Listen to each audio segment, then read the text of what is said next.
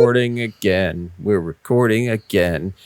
Doing over again. You know what time it is? What time is it? That's not my normal intro, but hey there, everybody. Whatever. Welcome back to Pixel It. My name is Kevin. With me, as always, is Phil. It's not a normal episode, though.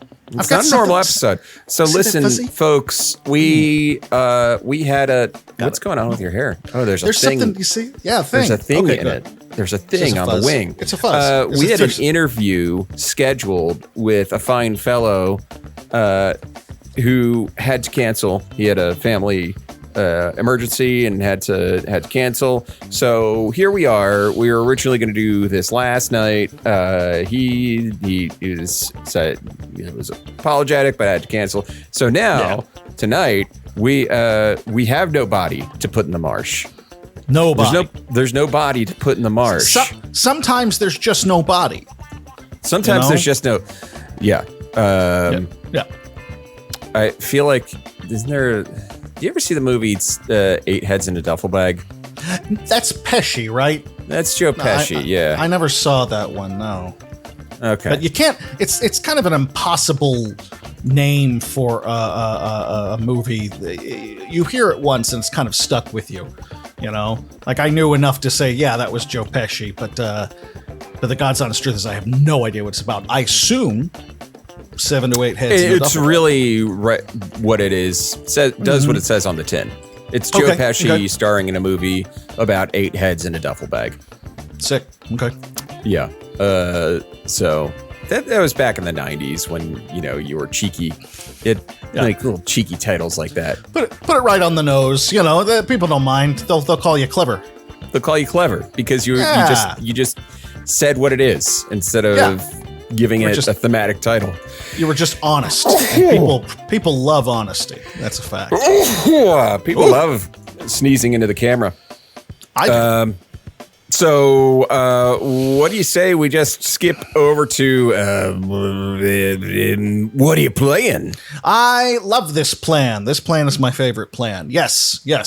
Let's see. And I think because it's a special episode, I think we should go back and forth instead of just one of us starting. Yeah.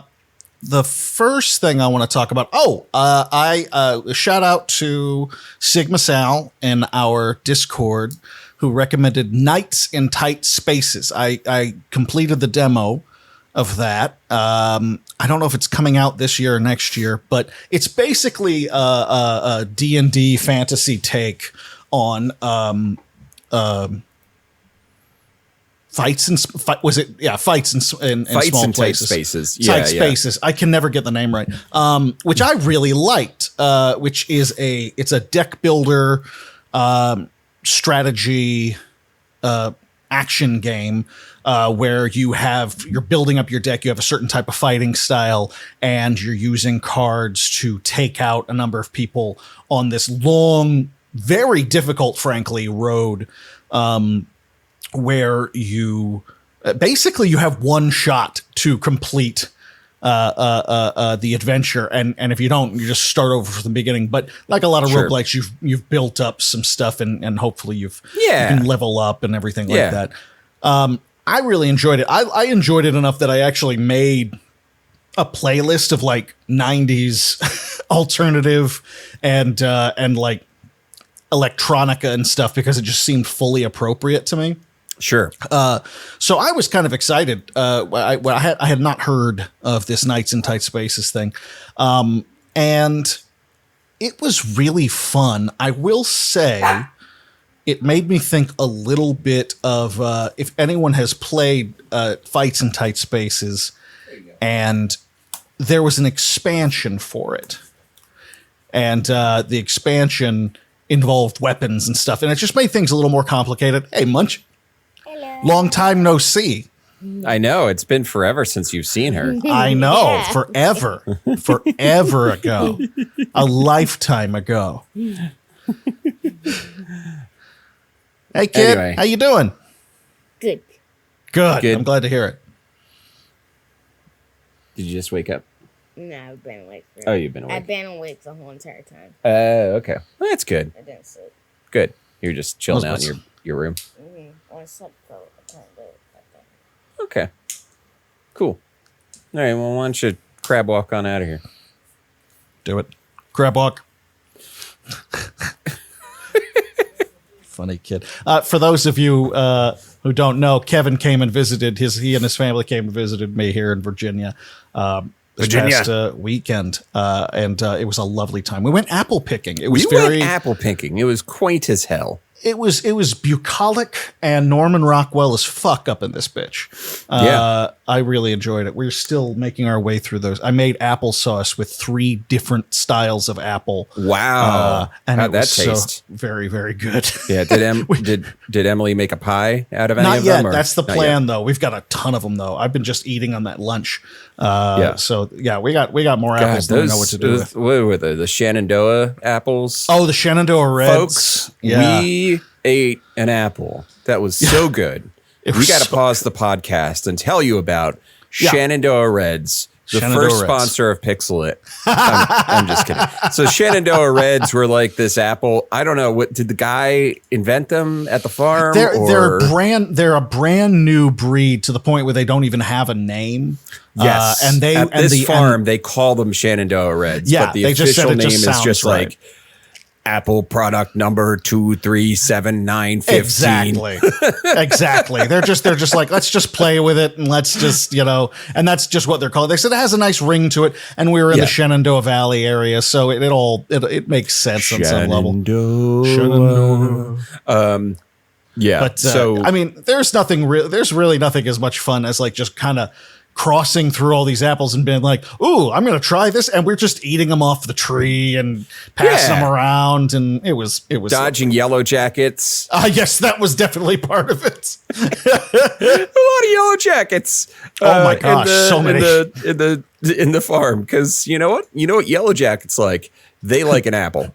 They like an apple, a big crunchy apple. They live for it. And they were everywhere. Everywhere.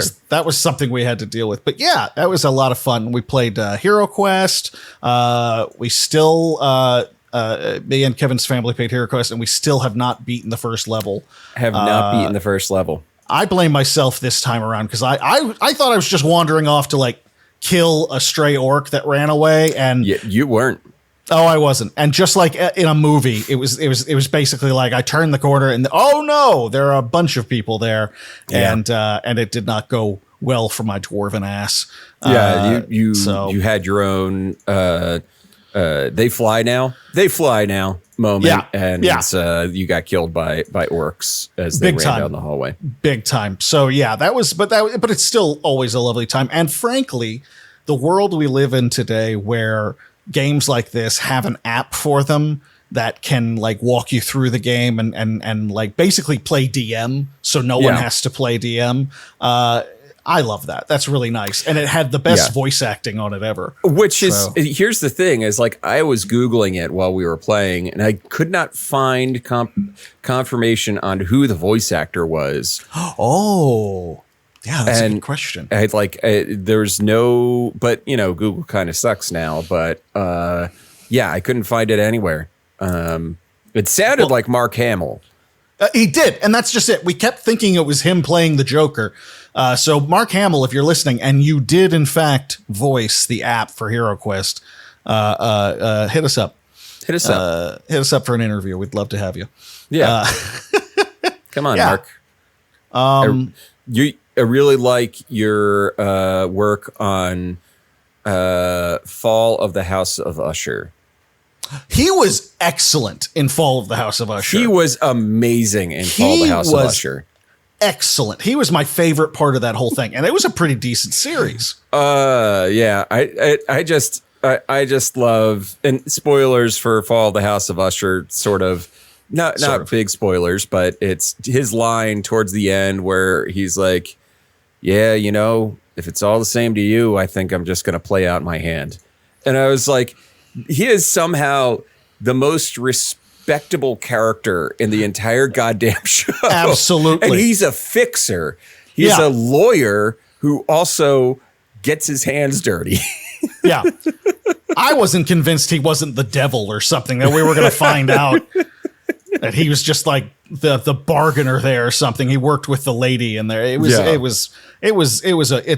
a really good series. It's really gruesome. good series. Yeah. Mark Hamill's best on-screen performance in 40 years. And in a while. That was some good shit. I really enjoyed that. So then The Guyver after that. It's I never saw The Guyver. Did I miss something? It's a you should watch The Guyver. I'll say that. Is that that's not, why do I think that's a Japanese thing? It is. It is. Yeah. Guyver, 1990. Oh yeah. Okay. I've seen this. That's Mark Hamill? No, Mark Hamill is not the lead. Okay. They just cast Mark Hamill and they put his name up at the top to make people think that Mark Hamill was the star, and he is a supporting character who is in it through almost the entire movie, but he's not the main character. That's kind of that's just a thing to do with those. This is wild. How have I never seen this before? We are 3 levels deep now on Jeffrey Combs. I forgot he was in it. Jeffrey Combs is 70 years old. This is wild. I need to watch this. Is this streaming? Yes, you need to watch The Guyver. That looks graphic and lovely. Oh, that is not streaming anywhere. No, it's not streaming anywhere. But both guys from what's the Jeffrey Combs movie? Reanimator. David Gale is also in The Guyver along with Jeffrey Combs. So David Gale was the doctor, the older doctor who in the Reanimator, they cut off his head and they put him in the reanimating serum. Spoilers for the Reanimator? It's called The Reanimator. You can't be that surprised by that. You can't be that surprised. It's a Lovecraft story. Yeah. So, anyway, where were we? What were you talking about? Nights in Tight Places. Nights in Tight Places. Nights in Tight Places. Yeah, I was basically saying before that if you've played the expansion for Fights in Tight Places, they add Fights in Spaces. Fits. Just remember, it's fits. I'm looking for love in all the tight places. They add weapons at a certain point, like guns and knives and stuff like that. You guys know what weapons are. And it is fun, but I can't help but, for me personally, it was just like one more complication for a game that already made me jumpy. In the sense of like, oh fuck, what do I do, and how do I strategize this and stuff like that. Some people are really going to go for that, but it just exhausted me. This is somewhere between original flavor fights in tight spaces and weapon expansion, because you have multiple characters you're dealing with. You have your character you pick, which could be like a brawler or a rogue or whatever. Think D&D, and you can hire mercenaries of different classes to join you to help you fight, and you're all drawing from the same deck. So you've got to it really requires you to really think out how you want to build your deck. It feels like it should be more complicated than it ends up being, but then again, that was just the demo that I played. But the demo's free on Steam. It took me about 20-30 minutes to finish. Pretty entertaining, pretty good stuff. If you liked the original, this is definitely worth a roll of the dice. I had a lot of fun with it, at least with the demo. I don't know if I'm going to go as far as the full game, which I believe is releasing this year. But I did have a lot of fun with the demo. It's at least worth that much. So yeah, check that out. Yeah.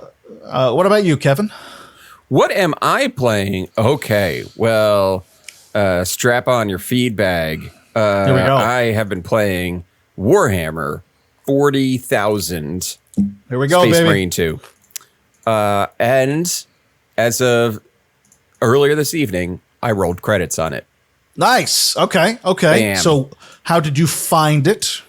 I really enjoyed it. I would say, okay, it falls into the same category of game that you would put something like a Vermintide or an Aliens. Is it Fire Team Elite or Fire Squad or whatever it was. Whatever PvE. it was. The PvE, where there's the online component where you're playing with your best buds and you're shooting up some enemies, and in this case the enemy is the Tyranids. Now the single player, the main campaign is fully single player. Like you're still on a squad of 3 Space Marines, but the other 2 are bots. But you can have like a friend join in and can take control of one of the story characters, so to speak. Okay.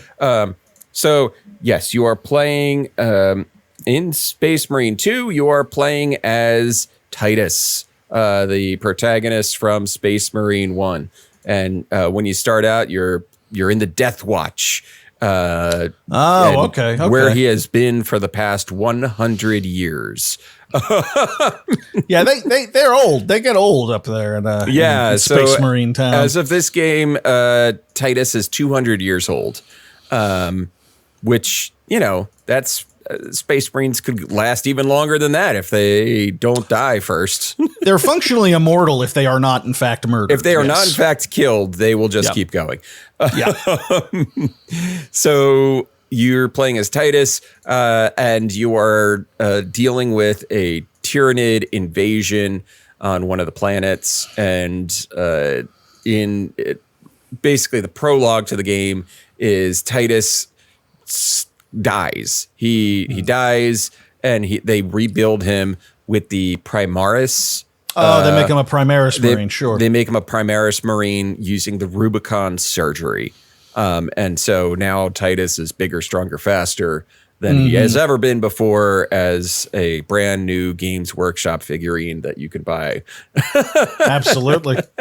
And thank God for that. For anyone who those playing the home game, Space Marines, I'm convinced, and I think a lot of people feel the same way, the Space Marines, the figures that they're based on in the original war game, as technology increases with molds and what you can do with different plastics and materials, they were able to make Marines that were scale, because the whole idea with the Marine is that it's like 10 feet tall and that sort of thing. It dwarfs humans. But with as little as like 7 or 8 years ago, the Space Marine minis were about the same height as like an Imperial Guardsman. So it didn't quite work. Right.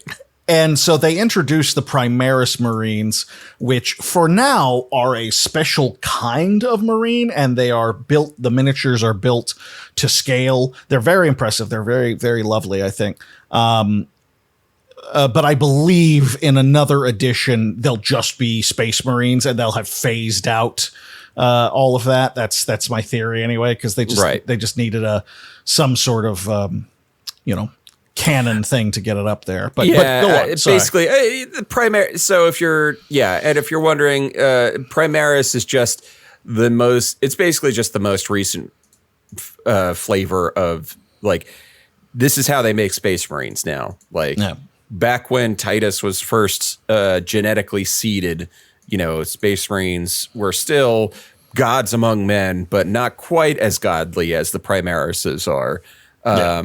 So I guess, that's the vibe I got. It's just an improvement on the gene seed. It's like this whole process, and some Marines can't survive it, and it's a whole thing.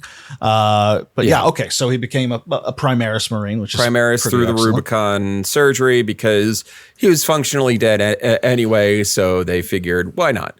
Let's give it a shot. Let's give it a shot. And he survives. And it's basically, you get brought it back into the Ultramarines. You get to wear that Ultramarine blue again. He's reinstated and report. He's knocked down. He's no longer a captain. He was a captain in the first game, I believe. Right? He was Captain. Yeah. He's Lieutenant Titus now. Yeah, he gets knocked down a peg, and he's reporting to Captain Acheron. You basically, the game is dealing. The first huge chunk of the game is dealing with the Tyranid invasion of Kadaku, which it's an interesting thing because it's kind of neat how it. I've been watching a few lore videos here and there. So the military force that is assisting you on Kadaku is the Cadian military. And I believe that is actually a recent like story thing that happened in the Warhammer universe was the destruction of Whaddya. Of Whaddya. Yeah. So the infantry soldiers that are with you are the Cadian military. So it's like, it's kind of neat because it's like you have a lot of them talking about, like, you have the Space Marines talking to the Cadian, guardsmen being like, fight for your, the memory of your home world. And like, you have this Cadian major who's in the first part of the game. She's like, tough as nails and talking a lot of shit about like, our line will hold, and it's amazing. Cadians are fucking excellent. They are. Their lore is badass. It's very cool. So it's like the Cadian 8th Infantry is with you. That's awesome. Gameplay wise, you're shooting and there's a lot of shooting, a lot of melee. It's like Gears of War, except there's no cover. Because you are a Ultramarine. You are the cover. You are the cover, exactly. You're shelter for the Cadians. You're shelter for the Cadians. I always made it like a personal goal of mine. Every time there was a fight where you had the Cadian NPC dudes like backing you up to try to make sure as many of them survived by the end of it. Oh, yeah. Like a point of pride. Yeah, just a little point of pride. And usually if there was like 30, there would only be like 5 left after an encounter because, the thing about Tyranids is as an Ultramarine, the regular swarming Tyranids look kind of small, but they are human sized. They are basically, so imagine a xenomorph. So for those of you at home, imagine a xenomorph, but just beefier. Just with a little bit more meat on the bone. Xenomorphs are skinny. The Tyranids are like xenomorphs that lift weights. Pretty much. So when I was seeing somebody talk about on a stream, like, well, what do you like if you put Space Marines on like a planet infested with xenomorphs, how would they fare? And be like, I think pretty well, because Tyranids already, like, I think xenomorphs are just kind of like a weaker version of the Tyranid. Kind of, yeah. Someone once told me, and I'm a Tyranid player, but I always like them because I thought of them as bugs. And a guy I was playing with years ago said, well, yeah, Tyranids, though, are like bugs crossed with dinosaurs. And I was like, oh, fuck, you're absolutely right. That's a pretty good. Yes, they do have very lizard-ish very lizardish, like appearances. This is the thing. What did you say? I just finished 3D printing. Oh, very cute. This is Nami, her Jolly Roger from One Piece.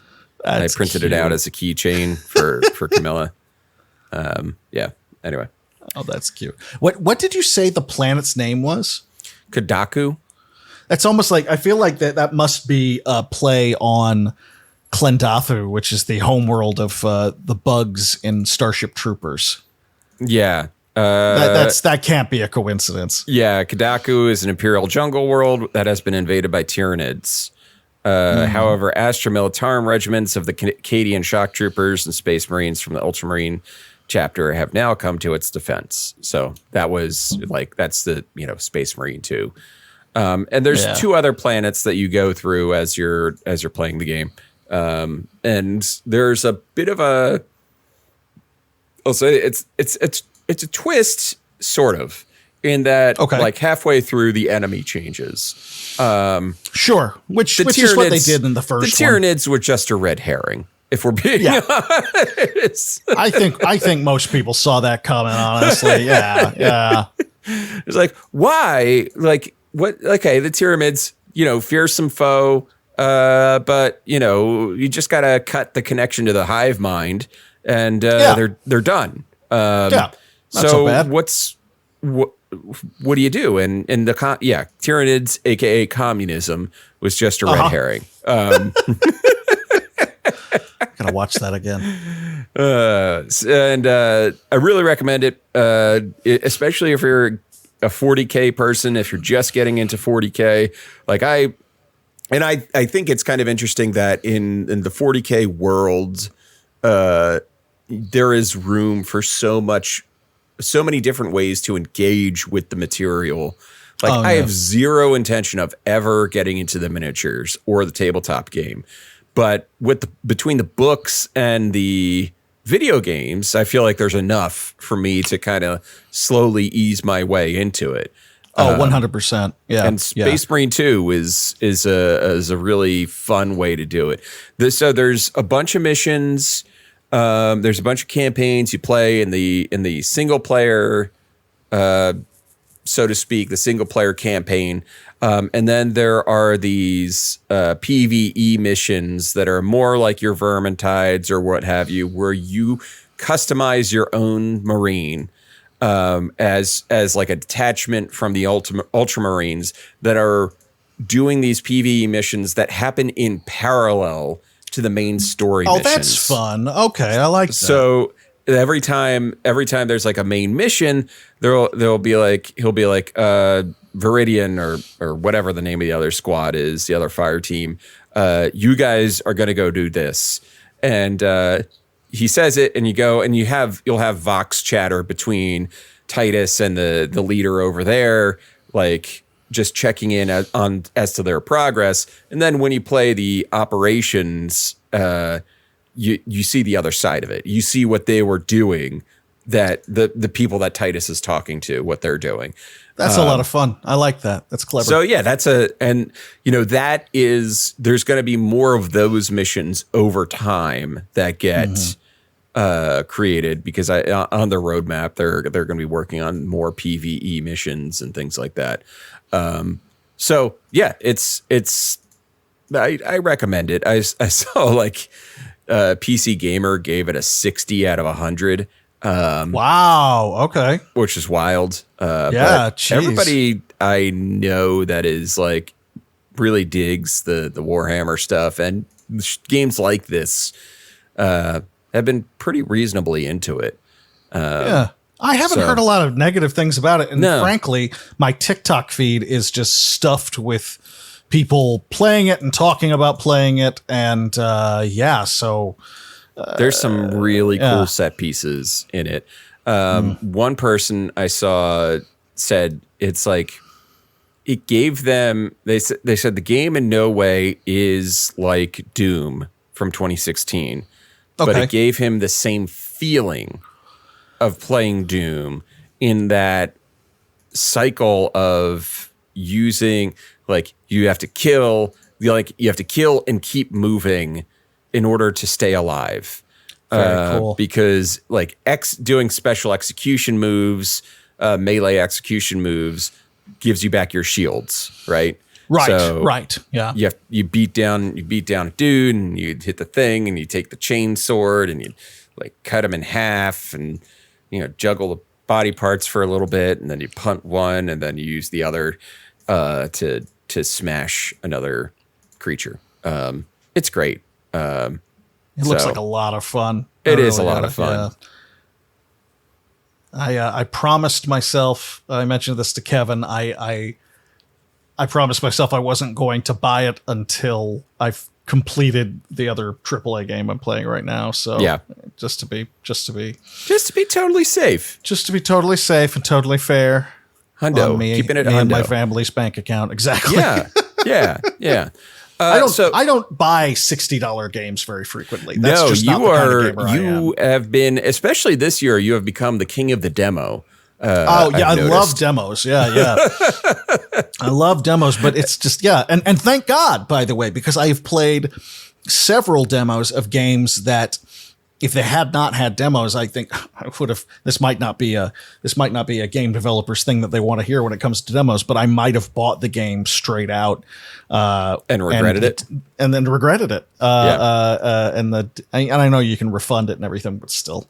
So I think that's going to be a regular part of my life at this point. And it's just nice to be able to talk about, especially on our show, talk about new things, fresh things that are coming up. Yeah. But yeah, that's all I got to say about Space Marine 2. Sweet. Yeah. What else are you playing? Speaking of that other game I mentioned, I am tearing ass through Visions of Mana right now. Mana ass. It's I'm really enjoying it. I have to recognize things about it as I am playing it. It is not. Here's the thing. I would argue that it's not an amazing game. Sure.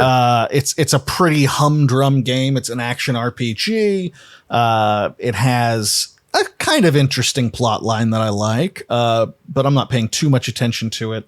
It's got, exploration vibes, collectathon vibes, weapons and all armor that you can try on and upgrade as you go along. And it's all pretty well-worn territory. But it looks and feels in many ways like Secret of Mana, which was my favorite damn game when I was a kid. Yeah. And so a lot of it just feels like, they've got a lot of the same enemies. It has a nice nostalgic feel for me, so that personally I'm enjoying it. I'm just having a lot of fun with it because of all of that stuff. It also has some it's a beautiful game. It's a really colorful, bright game that does that video game thing where you're like, okay, I'm on the winter, level, and now I'm in the desert level, and so on and so forth. It is unabashedly a video game. It is so it's a video game ass video game. Yeah. Yeah, it's a video game ass video game. That's exactly it. And but it's fun. And what's funny about it to me is I looked it up because it's about a 30-hour game. So I looked up how many chapters it has when I realized it was dividing it by chapters, and it has 9 chapters. And it was really funny because the chapters are not similarly lengthed. So like the first chapter is kind of like your intro to the game thing, doesn't take too long, and you're still going through a lot of the basics and getting comfortable and familiar. Yeah.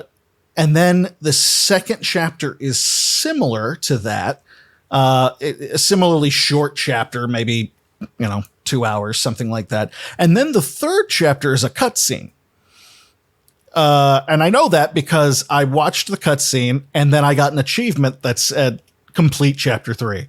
And I went, oh, okay. And then chapter 4, which I just beat today, is, I think, give or take, 800 hours long. It is so long. I have spent like 80% of the time of the game I've been playing in this chapter, and I just finished it. Yeah, and I looked it up, and apparently chapter 4 and chapter 7 are like really long. And everything in between. It's just, so I'm probably going to burn through 5 and 6 in like an afternoon. Right. Get to 7, and a month later I'll finish that one. Yeah. And then apparently 8 and 9 is like the final level and the final boss, essentially. Right. So I'm having fun with it. I wish that in Secret of Mana, one of my favorite things about it was that you've got the weapons of all the different kinds, and everyone can pass them around. Everyone can use the sword, the spear, the dart, everything. In this, it is based on the class you have, and not everyone can have the same classes, and so not everyone uses the same weapons. And in the original, you're also upgrading that one weapon. So you start with a rusty sword. Slowly, you can upgrade it to a mana sword, and it's not like that. It's like a lot of standard RPG fare. It's like, I'm in the new town. Let's see if they've got a better spear. Right. And that's what I mean when I say a little bit humdrum. So it's, but I'm having a lot of fun playing it. It's very colorful.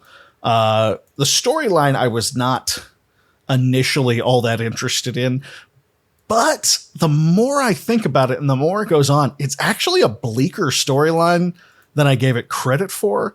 At first it felt like bubblegum anime, kind of thing. Yeah. But the story is, the mana tree requires alms every year, and an alm is a representative from all the different villages and stuff, and they all have a different element to them, wood or fire or earth or whatever. And then they have a soul guard, who has to guide them to the mana tree, where they will sacrifice themselves to the mana tree to keep the world afloat. And the reason I didn't think much of this is because no one seems to give a rat's ass. No one seems to be too put off by this fact. Everyone's just like, hoity humdy, humdy hum. Oh yeah, and it's seen as a great honor. You're going to sacrifice yourself for the mana tree. That is a great honor. That is an honor that is yours to have, and I would never take that away from you. Right, and it's only about like a quarter of the way through the game, you start questioning it, and people start asking questions about your involvement in it, and do you really want this? And for the first time, you're actually thinking about those things. And it's surprising. It surprised me. I don't know where they're going to go with it, if it's going to bear fruit, but I don't know. The storyline was better than I gave it credit for initially. That's awesome. Yeah, it's a lot of fun. It's they said that when they developed this, they wanted to evoke that classic feeling of the old SNES game, and I'd say they fully succeeded, because it's honestly one of the main reasons I continue to play the game. Right. And it's not a terrible game. That's just, I want to emphasize, this is not a bad game. It's just not great. It's just not it's pretty garden variety, but it can really hook you in just with its charm. And I suppose that's true of a lot of games. Then again, I'm the guy who made, Aliens Darkest Dungeon. You did decide to say, hey, this Aliens game, that is janky as hell. Yeah, that's my favorite. That's my favorite one. That's my favorite one. So take that for what it's worth. Yeah. Sure. Yeah. You do what you want to do. That's always been me. That's really the thing here, is you just go ahead and you do what you want to do. You say what you want to say. Remember, kids, the real contrarian isn't the one who questions every little thing that makes humanity decent and good. They're the ones who make a janky ass indie game their number one game of the year. I'm the edgelord. You are the edgelord. Never forget it. Me. I can be your angle.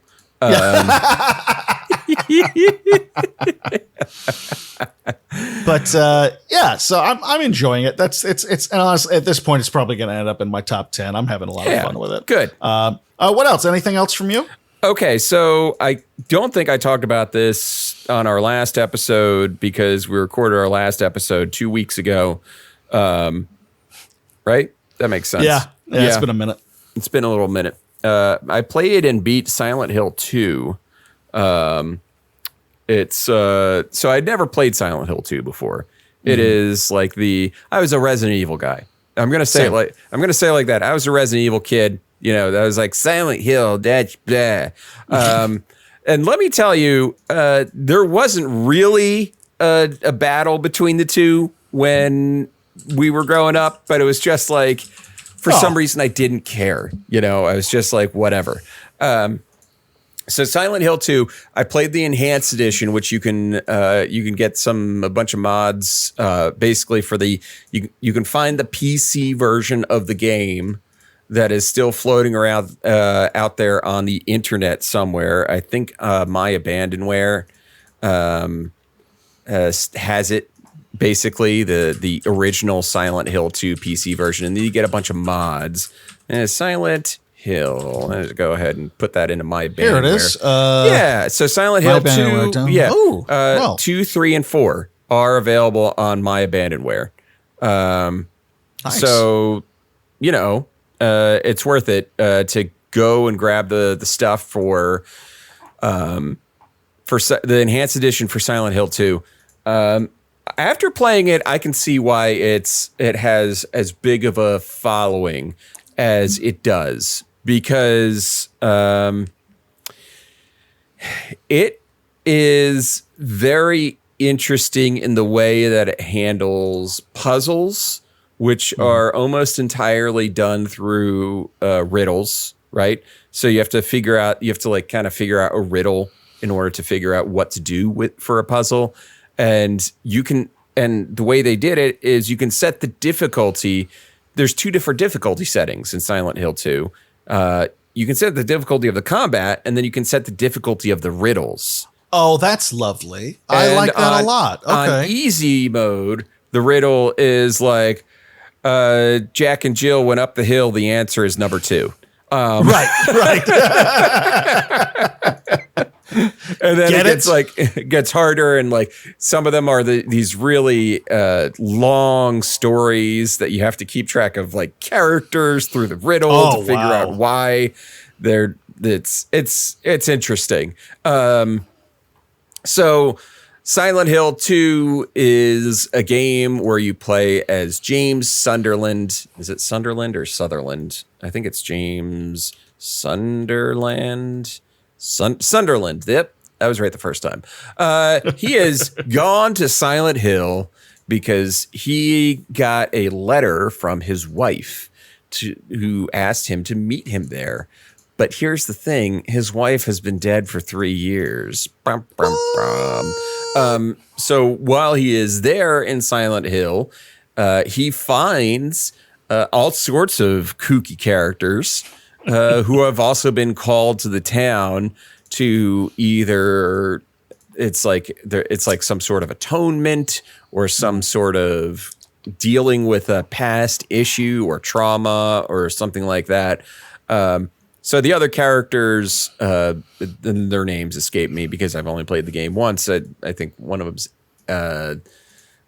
Angela. Is it Angela? Silent Hill. Yeah, Angela. She's the first one that you meet, and she's like you meet her in a graveyard, and she's there because she's looking for her mother, and you're there looking for your wife, and then eventually you meet a woman who looks suspiciously exactly like your wife,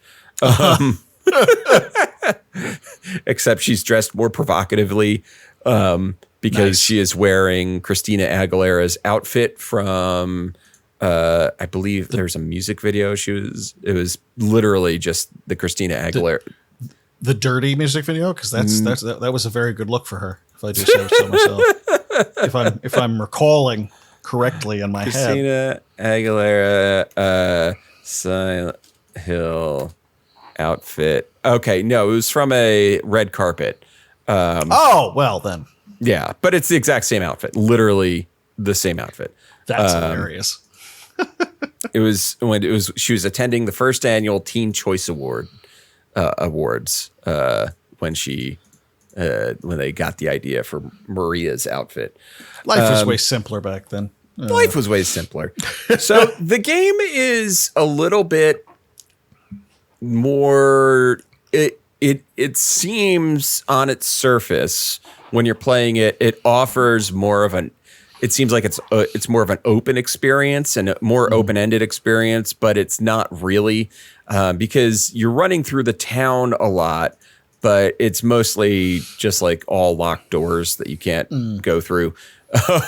See, you're slowly opening it up as you go along. And you're kind of, and you only ever really go in the buildings that you're supposed to go into. So it's not like you're really getting off the beaten path. I know that there's multiple endings for the game, and the endings have to do with collecting certain things that are hidden throughout the world. I got one of the endings, which is called In the Water. I guess that means something to people. That'll mean something to people who have, obsessed over Silent Hill 2. I believe Pim is working on is working on a video for Silent Hill 2 to come out. You're telling me Pim is a fan of Silent Hill 2? I'm telling you that Pim has an interest in Silent Hill 2 and perhaps the entire franchise. That doesn't sound like the Pim I know. That doesn't track. I don't know about that, Kevin. They aren't that interested in horror video games, are they? God damn it. Yeah. So, one of the things I think is hilarious about Silent Hill 2 is that for the bulk of it, your weapon is a board with a nail in it. Yeah. Which is a Simpsons bit. Yeah. If you don't know, it's from a Treehouse of Horror where that came out, I think 2 years before Silent Hill 2 might have come out. When did Silent Hill 2 come out? The original release date. Okay, 2001. Okay, so it had been like 5 years before, because it was the 1996 election season, and Kang and Kodos. Is this it? Is that it? Is it the Kang and Kodos takeover? Yeah, Bill Clinton and not Al Gore. Bill Clinton and Bob Dole's bodies. And they're just increasing their technology by creating bigger boards with nails in them. Yes, yeah. and it's like. They have found our one weakness, a board with a nail in it, because Flanders gets. Oh no! It's the monkey paw-ish episode, where Flanders, Kang and Kodos appear in multiple Treehouse of Horrors. Oh yeah, so it's easy. They're kind of standard. They've got to be in them. In fact, I think that's their only. Do they have any appearance in the main series? I don't think so. They probably do at some point, like just something, but like a cutaway or something like that. Right. But nothing more than that. Do we have any Simpsons scholars? Yeah. Someone tell us. Jesse Garasha. I think he knows a good deal about the Simpsons. I'll ask him. Okay. All right. Or, he could just start talking to me about James Gandolfini. I don't know. That'd be fine. So do that. Silent Hill 2 is not a very long game unless you're going through and getting all the endings, which I am not, but I wanted to play through it, the original version and the original enhanced edition, which runs at a pristine 4K 60p.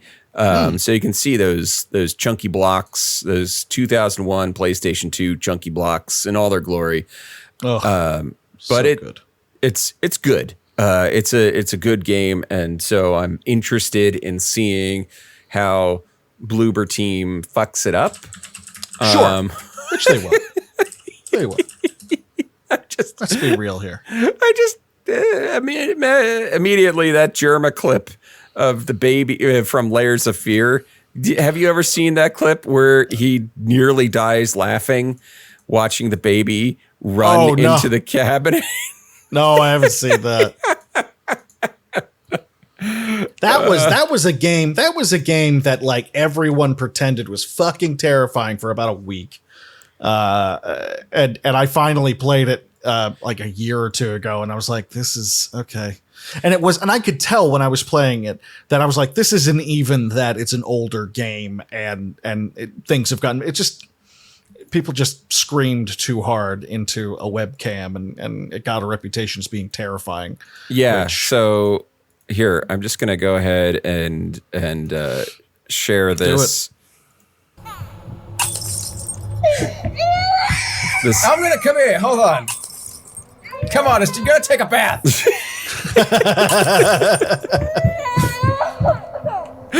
I know. I didn't like taking baths when I was a kid either. Just doing it over. Oh my God. All right, fine. And then he gives Jesus up. But watch what happens. Just know that tomorrow morning before school, you're going to be mad because you didn't take a bath.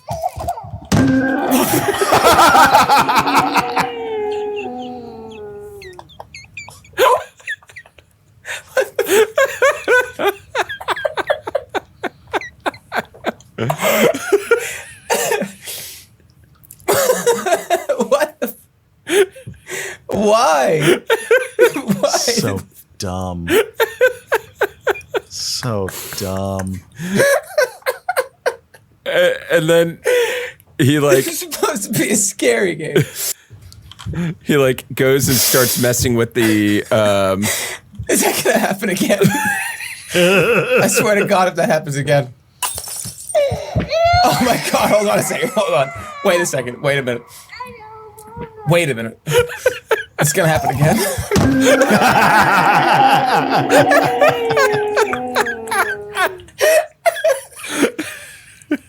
Ah, the French champagne has always been celebrated. What a great subscription audio.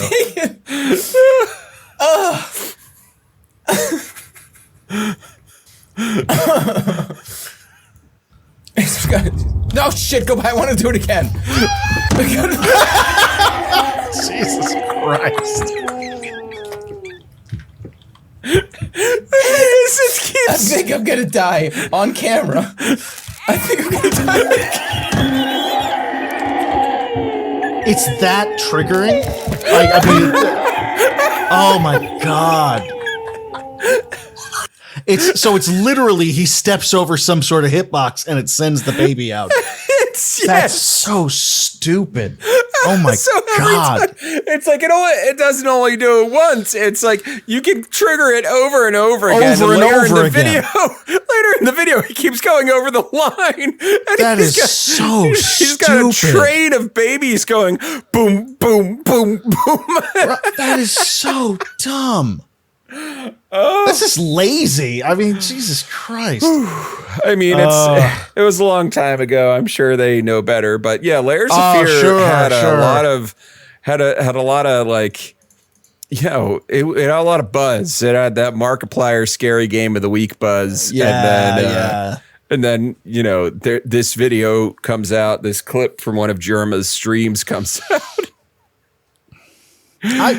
I liked aspects of that game in terms of its atmosphere and that kind of thing. That's always been what I'm looking for with games like these. But it wasn't. I was underwhelmed for one thing, and then obviously the more problematic mental health issues of it that come to mind was just felt a little tasteless and honestly not that interesting.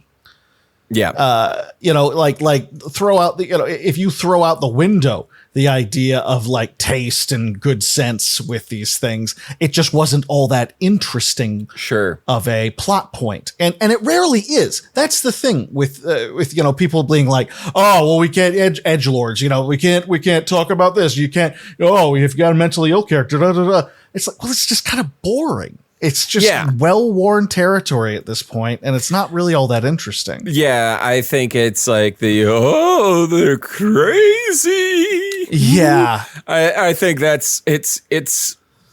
it's lame to treat mental illness that way.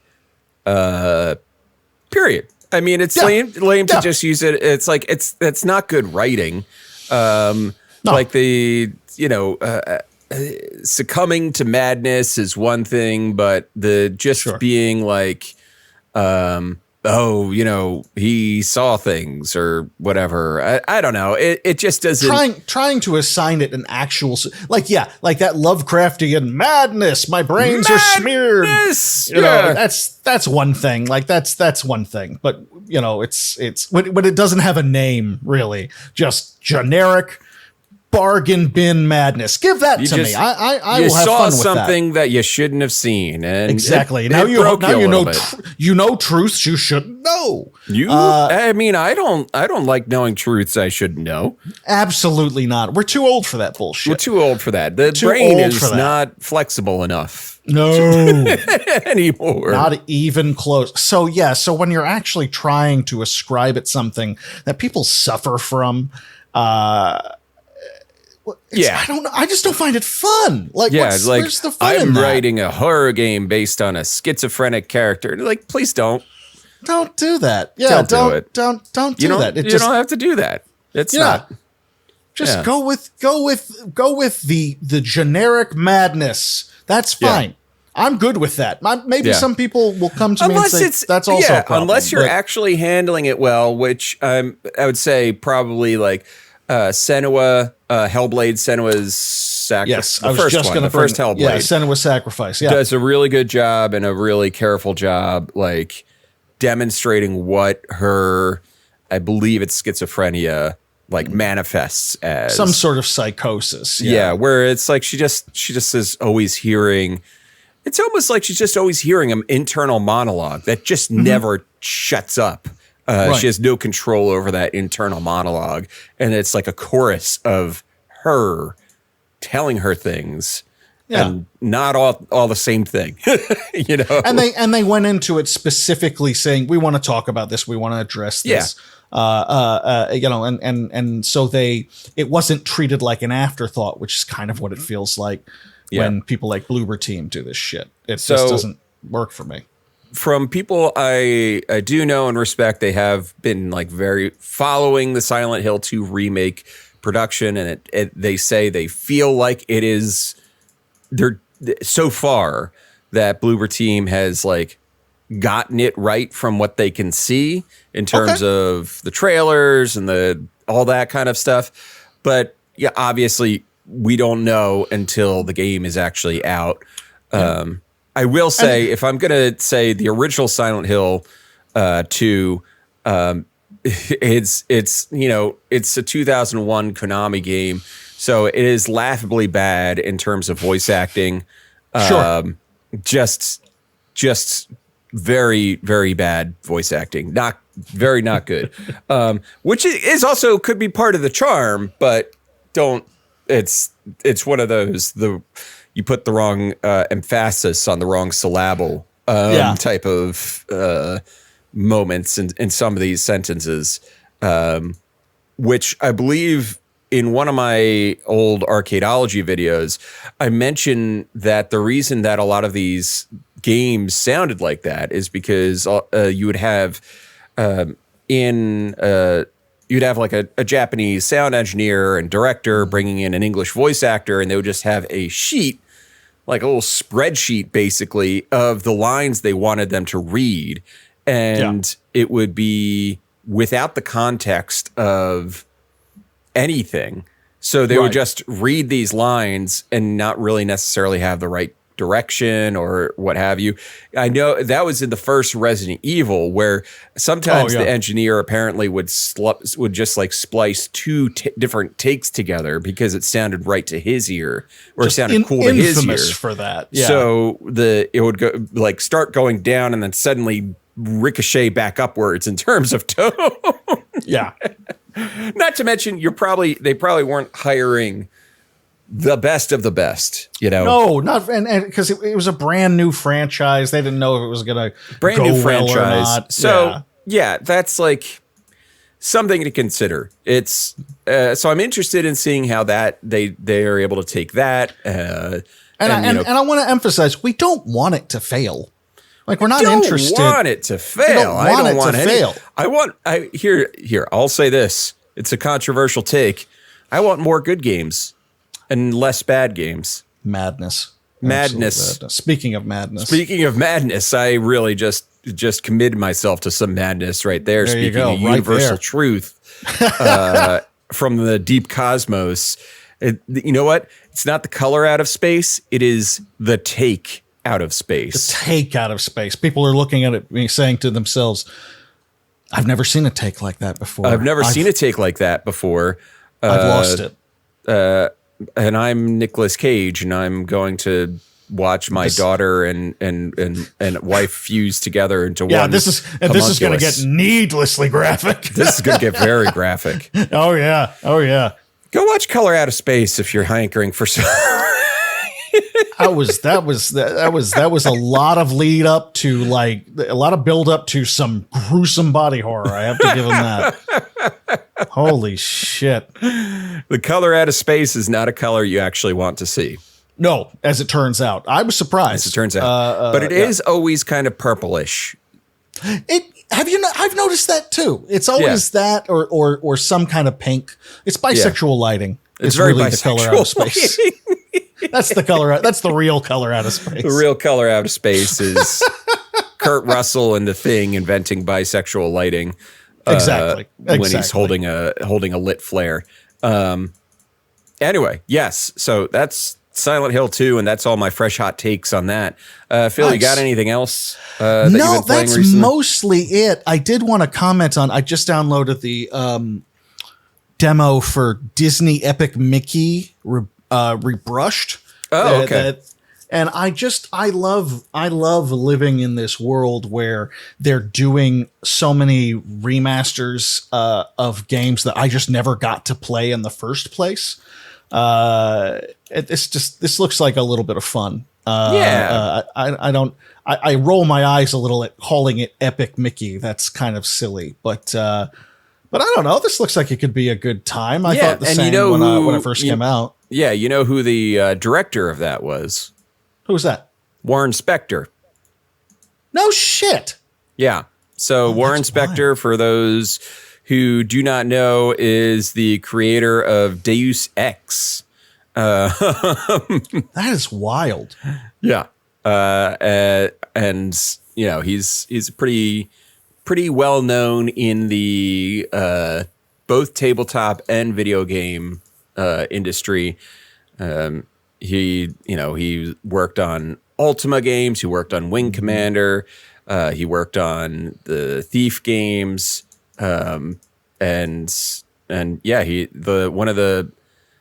Let's see, I think Epic Mickey. Yeah, we're two of the games that he made recently. Oh, I forgot to mention System Shock. Oh shit! Well, yeah, there you go. System Shock, which is pretty much, it's System Shock. You ever heard of it? Yeah. You ever heard of it? Yeah. What's System Shock? No, System. But really, System Shock. Maybe if I say it again, Warren Spector will appear in my office. He'll be in your mirror while you're brushing your teeth, and he'll System Shock kill you. Yeah, there you go. Yeah, Warren Spector's like, I'm like 70. Why are you summoning me? Why? What do you want? What do you want? I'm done. God, I'm not doing anymore. Stop it.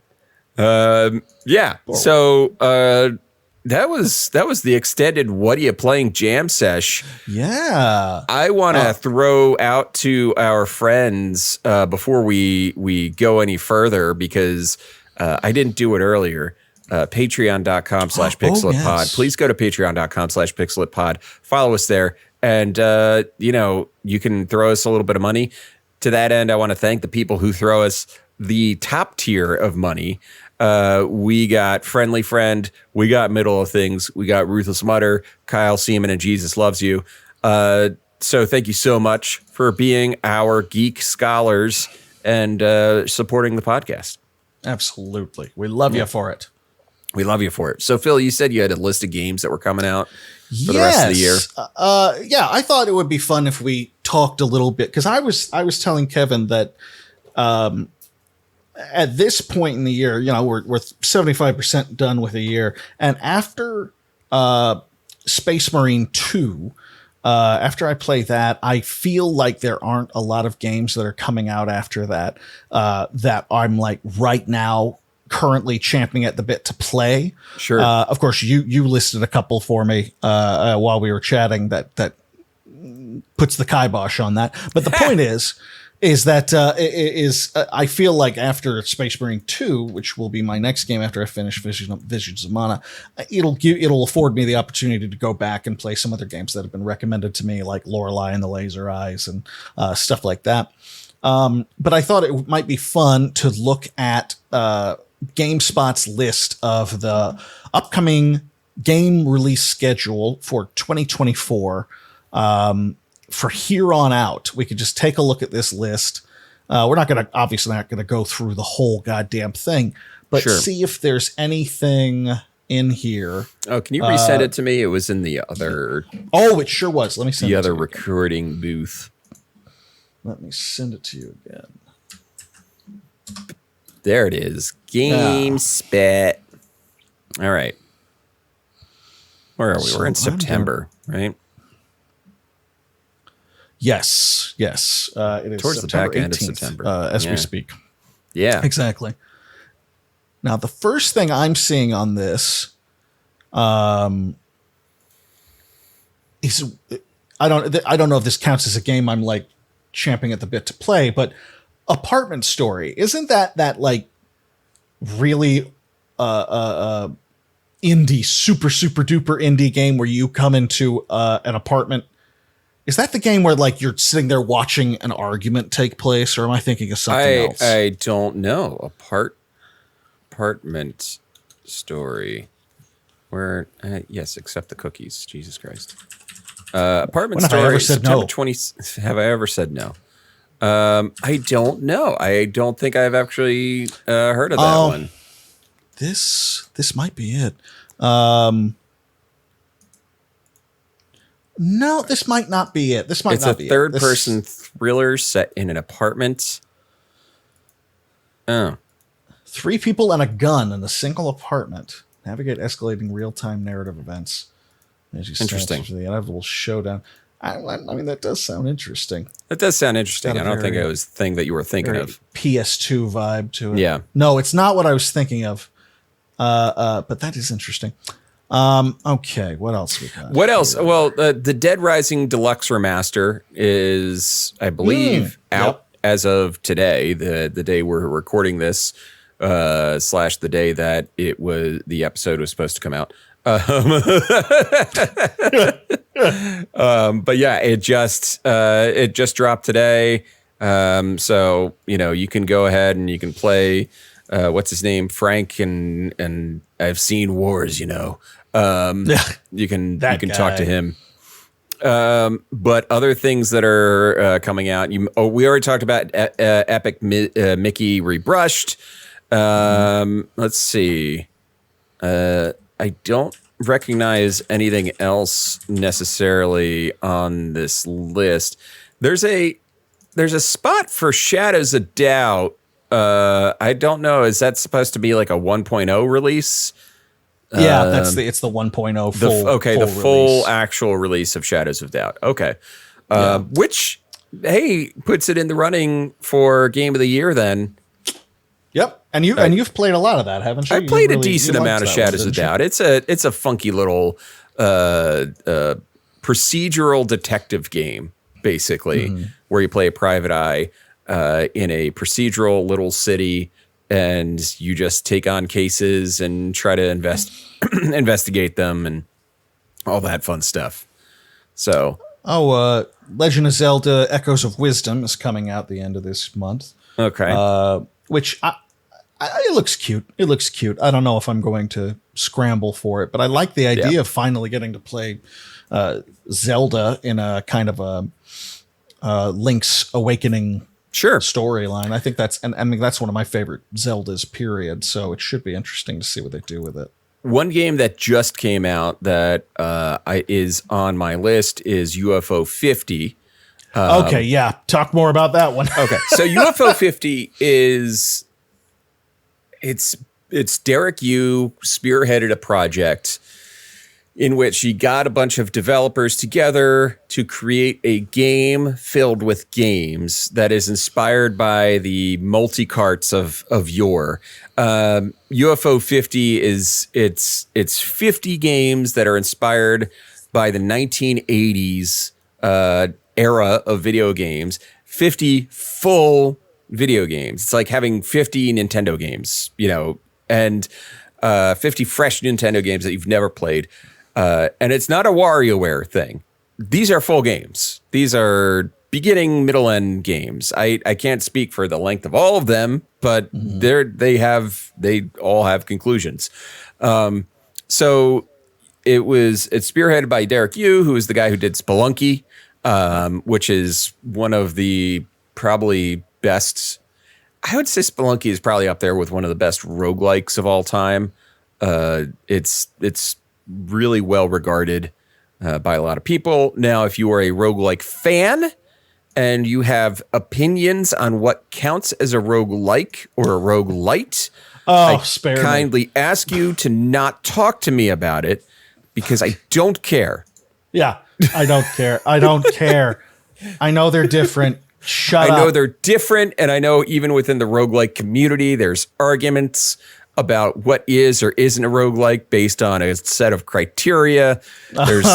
There's something called the Berlin interpretation or something like that. When you've gotten that academic, I'm tapping out. I'm leaving. If you're naming a German or Austrian city in your philosophical argument about anything, I'm out. I'm out. I'm done. Yeah. I don't have the bandwidth for that. I just don't. Yeah. So and I never will. It was created at the International Roguelike Development Conference in 2008. Yeah. So anyway, what was I saying? But UFO 50 looks really special. Like it looks really neat. I can't wait to play it. Yeah. 50 games. It's $25 on Steam. There's a few bucks 50 cents off. a game, people. It's 50 cents a game, people. People, please. It's 50 cents a game. Tremendous. It's a tremendous game. Tremendously filled with games. Cats and dogs. They're eating them. Oh, we live in a hellscape. God, he's a fucking monster. It's getting really bad. It's getting real bad. But UFO 50, that should be. It's missing from this list, and I think that's a shame. Well, it's a GameSpot list, which almost it kind of like lends credit to it. Actually, it gives it better, more street cred. Yeah. So aside from that, in October, moving on to October, we got the remake of Until Dawn. Mm-hmm. And the remake of Silent Hill 2. And the remake of Silent Hill 2. So if you wanted to see Rami Malek rendered in even higher fidelity, you can go ahead and get the Until Dawn remake. That game fucking rules. It still rules. It holds up so beautifully. I'm amazed that they're doing a remake of it, a retread of any, because it still holds up great. Yeah. I don't know if it's necessary. I don't care. I think it's great that they're doing it. But yeah, that game fucking rules. Who is the developer for Until Dawn? What are they called? Supermassive. There we go. Yes. Supermassive Games. Who I personally like The Quarry more than Until Dawn. The Quarry was their most recent Until Dawn like. That's the Boca Raton interpretation of 2024 of that genre. I like it. The Until Dawn likes. But yeah, no, I think that'll be interesting. I don't know if I'm gonna get it, but a new generation of people get to play it, and they get to save the cheerleader and save the world in it. That's a reference to it, or don't through your decisions. That's a reference to the TV show Heroes, in which what's her name? Hayden Panettiere. Yeah, she's in Until Dawn. She's not a cheerleader necessarily. Oh, that's right. That is her. Holy shit. She's one of the main characters. Yep. Yeah. Dang. What else we got? There's a Starship Troopers game coming out. They keep making Starship Troopers games. Which one is this one? Is this the same one that was out earlier and just it was first released in May 17th, 2023. I think this might be just This is a multiplayer thing. a fresh version of it. I'm not sure. Okay. Yeah. It's always tough to tell with these lists. Yeah, you have to go into Diablo 4's expansion, Vessel of Hatred's coming out. Mm-hmm. Not really. Haven't played that one. I just I can't be bothered. I don't know. I'm out on Diablo for the most part, and I've been out on Diablo since Diablo. So I think it was 3 where I played a lot of 3 and would. I played a lot of 3 at 2 or 3 separate points in my life. I remember watching the entirety of The Sopranos while playing through like a barbarian run. Sure. On 3. And every time I finished it, I look at it and go, why? Why did I do that? It does have some good set pieces. There's something to it, but I just don't. I don't think. Why I play that? Right? Why I do that? Worshippers of Cthulhu, which we talked about, is coming out on October 21st officially. Oh, okay. Is that wait? That's the demo we both played. Yeah, we both played that demo. It's the city builder. Okay, all right. Yeah, I didn't think it was that far along. That it's ready to come out after playing the demo. Like the demo's got some good stuff, but I didn't think it was that. It was at that spot, but didn't think you were that ready. Didn't think you were that ready, but more power to you. I guess. Yeah. Back in September, I forgot to mention that the DLC for Rogue Trader is coming out. It's coming out next week, and it adds 15 hours to the game and another romanceable character. Fucking Jesus Christ! Yeah. So if you want to play, Rogue Trader really slotted in nicely after Baldur's Gate 3. As more of it's like a more throwbacky to older CRPGs, but still slotted in nicely because there was plenty of characters to romance. Yeah, no, it held its own. After Baldur's Gate, nothing was going to be quite as grandiose as Baldur's Gate 3, but it really held its own. I was pretty impressed with how much it held up. So if you're a 40K sicko, that's coming out next week. We know you are. We know you are. We know you are. So I don't see anything really else in October though. Dragon Age: The Veilguard, I think some people are excited about. I've never played a Dragon Age game, so I can't speak to it. Call of Duty, another Call of Duty stuff. Oh, real quick. Clock Tower Rewind is coming out in October. Oh, what is that actually? Is that a remake of Clock Tower? Exactly, a remake of the 16-bit one. Okay, so the side-scrolling one? Yeah. Okay. All right, got it. So that would be interesting. Yeah, and the art style looks neat. Yeah, they took a chance with it. They made it into something. They played with it a little bit instead of just doing an updated version of the old style. Yeah, this looks like it'd be fun. And I never got to play the original, so as I said before, what a time to be alive! What a time to be alive! So that was one more in October. That I thought in October. Yeah. One game I also want to reference. I don't think I brought it up yet. Was Hollow Body. Yes. So if you're looking forward to Silent Hill 2 remake, but don't want to pay Silent Hill 2 remake prices, go ahead and check out Hollow Body, which is basically if you took Silent Hill and jammed it together with Blade Runner, you're gonna get Hollow Body. It's a neat looking little game. It's probably going to be it's like the same length as the original Silent Hill. It's like 6-7 hours. So go ahead and check it out. I feel like, do you remember that game we played. I think we both played it, where you are in the old hospital. It's a Resident Evil style game. Fuck. Condemned, Lost, something. Tormented Souls. Tormented Souls. What? I was completely off. Just Samsonite. Samsonite. I was way off. Yeah. So there is a Tormented Souls 2 coming out. I'm looking up the release date. I thought it was going to be okay. It is. It just says set to be released in 2024. The just coming soon.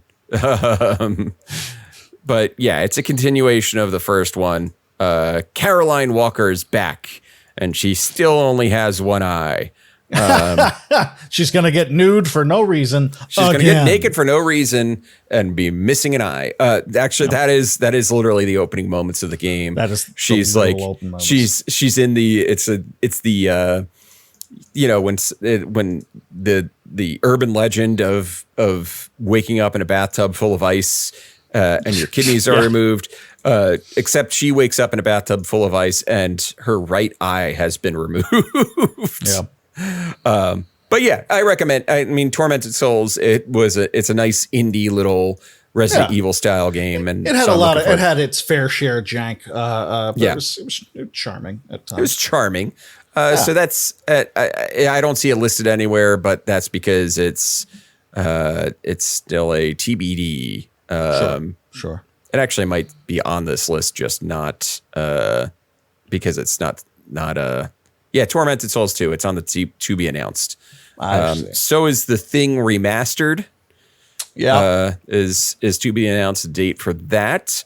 And The Thing Remastered is being done by the company that does all the remasters, right? Mm-hmm. They did the Night Dive. They did the remake for Night Dive. Night Dive also did the remake for System Shock. Yes. Yeah, they're still my favorite logo for a game company. Very cool. They got it. Yeah, they got a great logo. I wish I'm just curious to see if they have anything in the chamber for that's like an original, because they do really good work. Like in terms of skill, they're very skilled in remastering and recapturing old titles, They did the remake of System Shock. They've remastered things like I Have No Mouth and I Must Scream, Shadow Man, Blood, Quake. They were involved in the remastering of Quake. They were involved in the Doom and Doom 2 re-release that just came out this year. The Thing remastered, Power Slave, all these games, and they were the ones that brought Doom 64 to the PC, and they liberated it from a Nintendo 64 cartridge and brought it to the PC. There's definitely a market for a game developer studio that literally just does resurrects old games. This day and age, absolutely. That's a good gimmick to have. That's if you can, that's fine. I don't know if I need to know what they can do originally personally. Sure. If they can keep pumping out this shit. That makes sense. In November, we got Anton Blast. If you are interested in the Wario Land style, the Wario likes, as our friend Hot Cider would put it. He's been looking forward to Anton Blast for a while now. If you played or heard or watched anyone play Pizza Tower, you're in the right headspace. Anton Blast is in the same genre of it's a platformer where you're running through the level and then you got to run backwards through the level to get out. So Anton Blast will be coming out in November. So that's something to look forward to. I think it might be on my list of things to get. Also coming out in November is a game title that still sounds like an ethnic slur to me. Can you guess which one I'm looking at? Are you talking about Slitterhead? Slitterhead. Doesn't it sound like a slur? Am I wrong in thinking that sounds like a? No. That's kind of a bummer of a thing to call your game.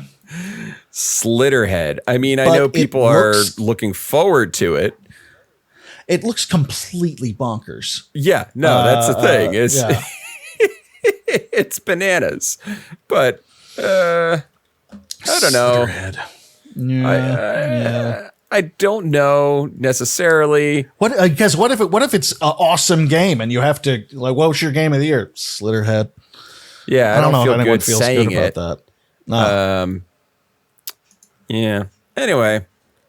Now here's Slitterhead. something that's interesting coming up in December. Monument Valley 3, which it's not, Monument Valley, kind of a classic puzzle Sure. game. But what's interesting is that Netflix is where it's going to be released. Okay. Yeah, which they've been doing. They've been dipping their toe here and there. They got a trivia game. There was the Bandersnatch episode of Black Mirror. They also have on your if you so basically if you have Netflix games on your phone, one of the games that they've released last year was a pretty fun platformer called Point P. Did you ever? Yeah. No. It was a very cute platformer. It was last year or 2 years ago. But yeah, Netflix it's basically as long as you're a Netflix customer, you should be able to get these games. So some of their stuff is like, it's interesting because it's, they're experimenting with it. So yeah. That's pretty cool. That's pretty cool. And I never played the second Monument Valley. I played the first one though, years Play ago. the first one. Never. That was never one of the played second first. one either. That was one of the first games that I played on my iPhone that really made me think, oh, there could be something to this, Yeah. That there's more you can do Yeah. with a phone game than just your usual gotcha fare and everything like that, Exactly. which is nice. It's nice to hear. It's nice. Anything else? Well, I'm looking forward to Indiana Jones and the Great Circle. It's Same. being developed by Machine Games. Machine Games are responsible for the most recent efforts in the Wolfenstein franchise, which I really enjoyed. I like the most those Wolfenstein games. So Yeah. I think that could be a good one.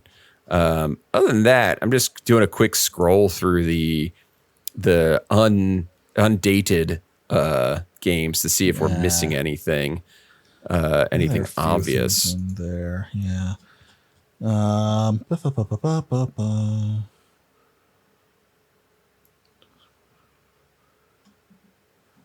Epic Mickey rebrushed. Very clever. Very cute. I like the name Go Home Annie. That's pretty funny. There's a Suikoden 1 and 2 HD remaster coming out. Oh, that's cool. Interesting. Okay. Yeah, it's just bringing it to like modern consoles. Those games are two of my favorite games of all time. So Oh yeah, yeah. I'll probably be love is well documented. well known, sir. Well known. Tormented Souls 2. We already talked about it. Talked about that. Vampire the Masquerade Bloodlines 2. I don't think this is coming out this year. I believe we're looking at next year. I'm Or nervous 5 years about from it. now. Yeah, exactly. It keeps changing hands and taking longer. Now, I am one of those people who's like, well, take your time, make the right game. But if anyone who feels a little off-put by all of the turbulence in the release of this has my sympathy and understanding. Who is currently working on it? That is... Is it Chinese Room? Yes. Last time I checked, it was. Let me see. Okay. Yes. It's Chinese Room. I think another company had started. Yeah, Hardsuit Labs. Okay, yeah. They Paradox took it from Hardsuit Labs and handed it over to the Chinese Room. I like the Chinese Room. Chinese Room's excellent. They're Yes. excellent. They've done a number of great games. Most of them are walking simulators, but you have Amnesia, Machine for Pigs. They've done they have the bona fides, though, I think, in terms of telling a good story through gameplay. Still Wakes the Deep, which was I think that was a really good game. Did that come out this year? Was that this year? Yeah, I don't that came think out this year. Still Wakes the Deep. Okay, yeah. I'm add to Game of the Year list 2024. There we go. I was about to say. So, yeah, Still Wakes the Deep. I really like Still Wakes the Deep. The more I sit on it, the more I kind of like it. I know it, mixed from a bunch of people, but it had they were expanding what they could do. There's a little bit more action in Still Wakes the Deep than the previous games. So I'm hopeful that Chinese Room can pull it off. Oh yeah. If anyone can, it would be that team. It just depends on what they're inheriting. Right. That's the tough part. So yeah. I'm also looking here at Winery Simulator because I'm me. You're you. And this looks like a pretty standard issue, vaguely janky but vaguely fun insert thing simulator here. This looks like it could be fun, depending on how they go about it. The problem, I feel like I should like these simulator games more, but there's always just a little more jank to them than I'm willing to deal with. I'm willing to deal with a decent amount. Yeah. So I don't know. This is Live Motion Games. What's their pedigree? Bakery Simulator, Train Station Simulator. I don't know about this. Yeah, I don't know about this, but what I am curious about is the rise of the Golden Idol. Yeah. That you like the Golden Idol, right? The case of the Golden Idol. Loved it. Yeah, that was a very good game. Yeah. Yeah, Rise of the Golden Idol has a demo out right now. So oh shit! Okay, and I know you love your demos. What am I supposed to do? What am I supposed to do? All right. Well, I think that'll do it for tonight's episode. We hope you enjoyed it. This is an even longer episode than normal, just because we're like shooting the shit. If you guys want us to do this more frequently or anything like that, just let us know in the Discord or something, because this is definitely something that we could do. We can definitely have fun with it. But if we're just navel gazing and jerking off here, we don't want to bore anybody or anything like that, Yeah. We do not want to expose ourselves. No, you don't want us exposing ourselves. If you know what movie that's from, let me know in the Discord. I'm sure some of you know. If you know what movie that's from, you're okay with me. You're okay with me. One time I turned into a dog and these guys saved me. It's one of the best lines in film history. So good. So good. Oh, God, that entire scene is amazing. I don't know why people can hate on that movie. I don't get it either. It doesn't make sense. It doesn't make sense. Anyway, go follow us on social media. You know where to look at this point. If you don't, I don't know. Look down in the links below on the text box below this episode. Bye. Bye.